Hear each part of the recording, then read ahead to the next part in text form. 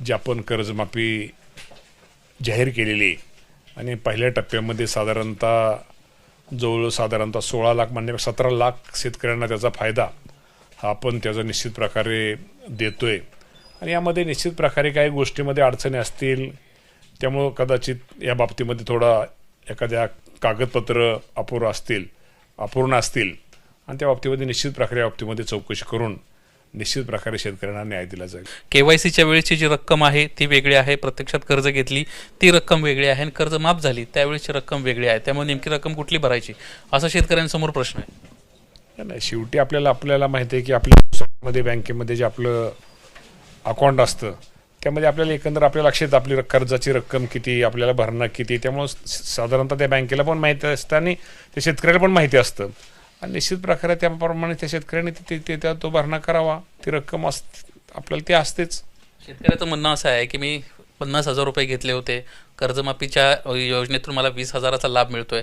ज्यावेळेस मी थकीत रकमेच्या अनुषंगाने ज्यावेळेस बँकेत चौकशी केली त्यावेळेस 82,000 रुपये आम्हाला असल्याचं सांगितलं. जर तुम्ही 2 लाखाच्या आत कर्जमाफी करताय मग हे 82,000 रुपये माफ का करत नाही? नाही, या बाबतीमध्ये निश्चित प्रकारे तुम्हाला सांगतो, आता खरंच हा विषय आपण विचारताय मला, या बाबतीमध्ये शेवटी तपासून या बाबतीमध्ये निश्चित प्रकारे त्या शेतकऱ्याला न्याय दिला जाईल.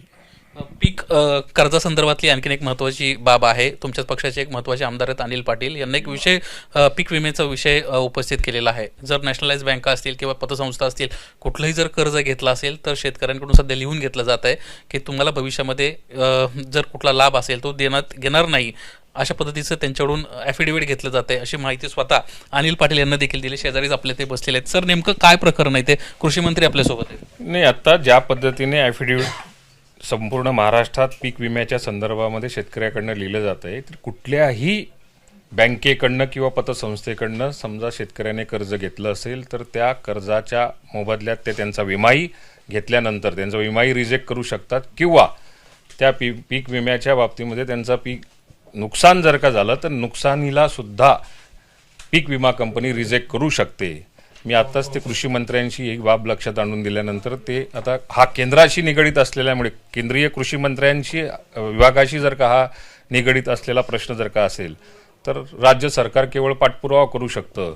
तर ते आज कृषी मंत्र्यांच्या मी ते कानावर घातले. सर काय नेमकं आपण करतो यामध्ये? या बाबतीमध्ये निश्चित प्रकारे अनिल पाटील साहेबांनी मांडलेला मुद्दा एकदम बरोबर आहे आणि या बाबतीमध्ये केंद्र सरकारशी ताबडतोब या बाबतीमध्ये त्यांच्याशी बोललं जाईल, पत्रव्यवहार केला जाईल. आत्ताच केंद्रीय कृषी मंत्री शिवराज सिंग चौहान साहेबांना मी पत्र लिहिलं आहे आणि या बाबतीमध्ये निश्चित प्रकारे ती अट शिथिल करण्याचा प्रयत्न राज्य आमचा राहील. 2 याद्या जाहीर झाल्या, पुढच्या याद्या तुम्ही कधी जाहीर करतायत? सहकार विभागाचं तुमचं सध्या कोऑर्डिनेशन नक्कीच चालू असेल, काय माहिती मिळते? नाही, आता 2 याद्या जाहीर झालेल्या आहे. ऑटोमॅटिक सगळी कागदपत्रे झाल्यानंतर ऑटोमॅटिक 3री 4थी यादी आपोआप जाहीर होतील.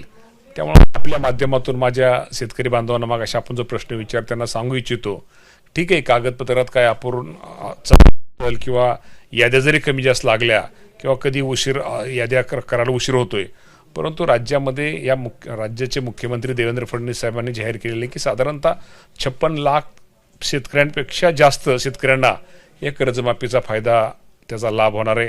त्यामुळे शेतकरी बांधवांना एकच विनंती करायची की ठीक आहे, या 56 लाख आपण जर त्या कर्जमाफीच्या ज्या अटी आणि शर्तीत त्या जर आपण बसत असला तर यादीला जरी उशीर झाला असला किंवा यादीला जरी कागदपत्रांना काय उशीर होत असलो तर घाबरू नका.